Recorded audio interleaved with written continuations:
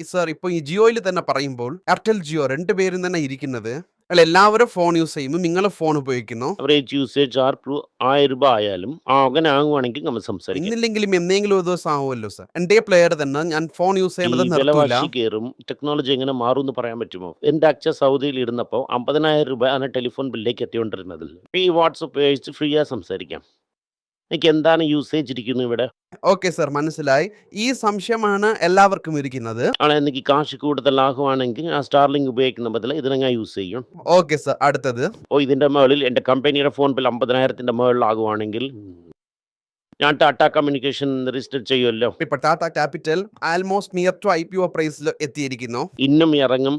Book value എത്രയും നോക്കണം, how many times book value എന്ന് നോക്കണം. ബിലോ 2 ടൈംസ് ബുക്ക് എങ്കിൽ നമ്മളിതൊക്കെ നോക്കണം. അല്ലെങ്കിൽ 3 or 4 ടൈംസ് ബുക്ക് ഇരിക്കണം. എന്തെന്ന് വെച്ചാൽ ഇപ്പോൾ HDFC 1.9 ബുക്കിൽ ഇരിക്കുന്നു. ഇതാണ് നമ്മൾ കൺസിഡർ ചെയ്തുകൊണ്ടിരിക്കുന്നത് 1-2 എന്ന്.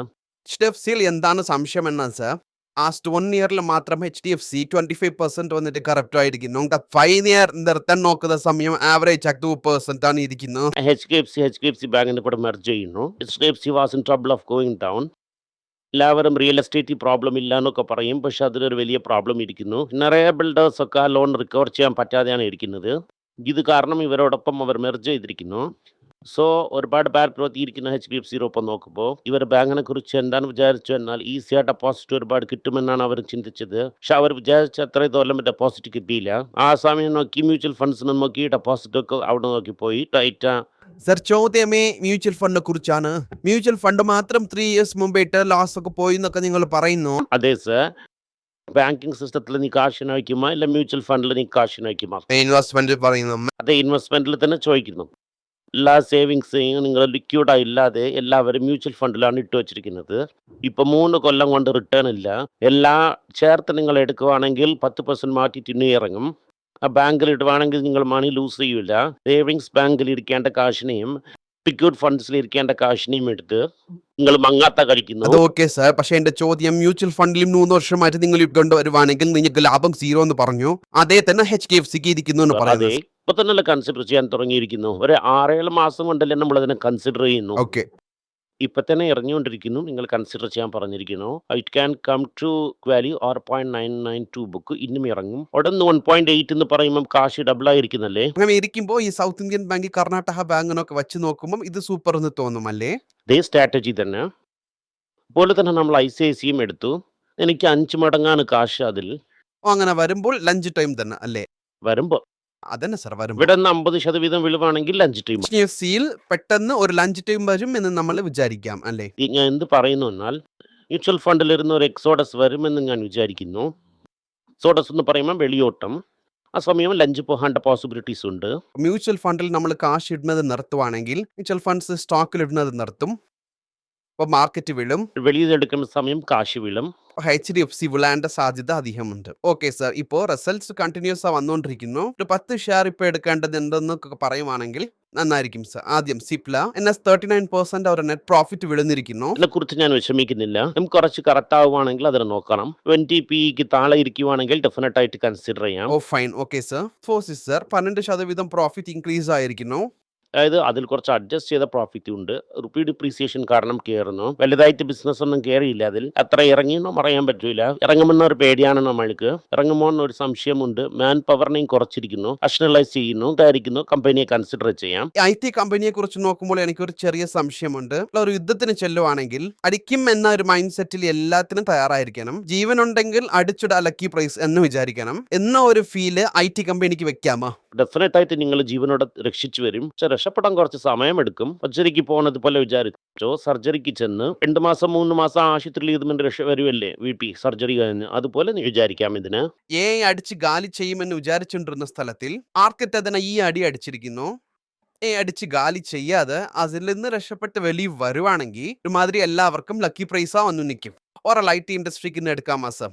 Okay sir. Doctor Reddy sir profit നല്ല അടി വാങ്ങിയിരിക്കുന്നു. കാരണം റെവിൽമെന്റിന് മരുന്ന് കുറഞ്ഞു പോയിരിക്കുന്നു. അത്രയ്ക്കും സെമി ഗ്ലൂറ്റേറ്റിൽ നടന്ന പ്രോബ്ലത്തിന് സോൾവ് ചെയ്ത് വെളിയിൽ വരാൻ പറ്റിയില്ല.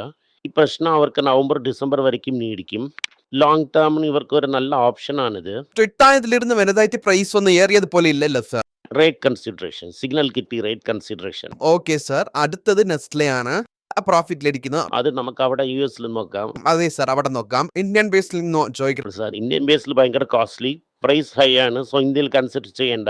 ഇന്ത്യയിൽ അപ്കമിംഗിൽ ഇരിക്കുന്ന ITC സർ, കണ്ണം മൂടിയോണ്ട് നിങ്ങൾ ITC കൺസിഡർ ചെയ്യാം. കമ്മ്യൂണിസ്റ്റിൽ ഇരിക്കുന്നത് ITC ആണ്. അത് എടുക്കാം നിങ്ങൾക്ക്.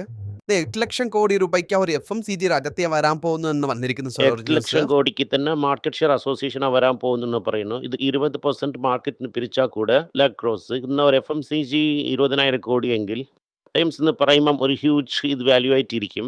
എൻ്റെ ഒരു സംശയമാണ്. ഇപ്പോൾ ഇങ്ങനെ ഇരിക്കുന്ന ഒരു സ്ഥിതിക്ക് ITC ഇപ്പോൾ ലഞ്ച് ടൈമിൽ ഇത് ഇറങ്ങാമോ? നിങ്ങളെ ചോയ്സ്. എൻ്റെ വായിൽ ഇതിന് നിങ്ങളൊന്നും കേൾക്കണ്ട. കാരണം അത് എത്രയും ദൂരം ഇറങ്ങുമെന്ന് എന്നെ കൊണ്ട് പറയാൻ പറ്റൂല. ജനുവരി മാസം വിളാൻ തുടങ്ങിയത് സർ. അരവർഷം തീർന്നു സർ. ജൂലൈ തന്നെ തീർന്നു. എന്നെ പൊറുത്ത മട്ടിൽ ITC എനിക്ക് എപ്പോ അവസരം കിട്ടുന്നു അപ്പൊക്കെ ഞാൻ എടുക്കും. ദേ സർ, ഈ വർഷത്തിൽ 7 മാസം തീർന്നു. അപ്പം എനിക്ക് വിഷമമില്ല. സർ പക്ഷെ അങ്ങനെ ഇരിക്കുന്നത് ഞാൻ ചോദിക്കുന്നത് സർ, ലഞ്ച് സമയമായിട്ട് അത് കൺസിഡർ ചെയ്ത് അകത്ത് ഇറങ്ങി അങ്ങനെ തീർക്കാമെന്ന് നോക്കുന്നു സർ. കോട്ടയെ പിടിക്കാമെന്ന് നോക്കുന്നു സർ. വർഷം നീ കോട്ട പിടിച്ചുകൊണ്ട് 100 രൂപയ്ക്ക് ചെല്ലുവാണെങ്കിൽ നീ എന്ത് ചെയ്യും? 100 രൂപയ്ക്ക് ചെല്ലുമെന്ന് ആരാണ് സർ വിചാരിക്കുന്നു? അങ്ങനല്ല. ഐ എം സെയിങ് മ്യൂച്വൽ ഫണ്ടിൽ ഇരുന്ന് ലീക്കാകുന്ന സമയം ഇത് എങ്ങനെ പോകുമെന്ന് ആരെ കൊണ്ടും പറയാൻ പറ്റൂല. 63 രൂപയ്ക്കാണ് ഞാൻ TCS വാങ്ങിയത്. TCS നിങ്ങൾ 145 പറഞ്ഞത് സർ. അങ്ങനെ കണ്ടിട്ടുണ്ട്. സോ ഡോണ്ട് നോ, നമുക്കറിയത്തില്ല എത്രയും ദൂരം പോകുമെന്ന്. ഇതുപോലെ ഇനി ഒരുപാട് സ്റ്റോക്കുകൾ ഇരിക്കുന്നു. ഡോക്ടർ റെഡ്ഡിയിൽ മാത്രം ഒരു ചോദ്യം ചോദിക്കുന്നു.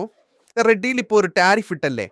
ട്രംപ് ടാരിഫ് ഇട്ടതിൽ ഡോക്ടർ റെഡ്ഡി സൈറ്റ് അടി വാങ്ങിയിരിക്കുന്നു എന്നൊരു വിഷയം വന്നിരിക്കുന്നു സർ. എന്ത് പറയുന്നു എന്നാൽ ചുമരെടുത്ത് ഈ ടാരിഫിനെ പാസ് ചെയ്യുമെന്ന് പറയുന്നു. ഞാൻ ടാരിഫ് വരട്ടും ബാസ്. 27, 28, 29 ഇരിക്കട്ടെ. എത്ര പ്രാവശ്യം ബെറ്റിനെ മാറ്റി അതിൽ നിന്ന് എനിക്ക് മുന്ന് പറയാൻ പറ്റൂല. പേഷ്യൻ്റോടെ ഇരിക്കാം. ഇന്ന് ടാരിഫില്ല എന്ന്. ചോദ്യമെങ്കിലും കറക്റ്റ് എന്ന് അറിയുവാണെങ്കിൽ യൂസ്ഫുൾ ആയിരിക്കും സർ. സർ, അമേരിക്കൻ കൺസ്യൂമർ സമ്മതിക്കത്തില്ല എന്ന് സർ ചോദ്യം. അതായത് ആ കൺസ്യൂമർ എടുത്ത് പാസ് ചെയ്യും എന്ന് പറയുന്നു. ടാരിഫ് 100% ഇടുവാണെങ്കിൽ അരുണിന്റെ വില ഏറും. അപ്പൊ 40% US പെണ്ണ കൊടുക്കുന്നു. അങ്ങനെ ഇരിക്കുന്ന സമയം US-ലാണ് മരമിന്റെ വില കൂടുതൽ കയറേണ്ടത്. അവിടെ കൂടും എന്ന് പറയുമ്പോൾ അവിടെ ഇരിക്കുന്ന കൺസ്യൂമറിന് വളരെ അടിവാങ്ങും. പേഷ്യനും വലുതായിട്ട് കയറും. നോക്കുമ്പോൾ ഇന്നും അവർക്കത് പ്രഷർ അല്ലേ സർ? പ്രഷർ തന്നെ ആവും. ഈ ഇൻഫ്ലേഷൻ കാരണം ആരെങ്കിലും 2 പേർ കോർട്ട് കേസ് ഇടും. 6 മാസത്തിൽ തിരികെ അത് റിസോൾവ് ആകും. Sir fine, thank you sir.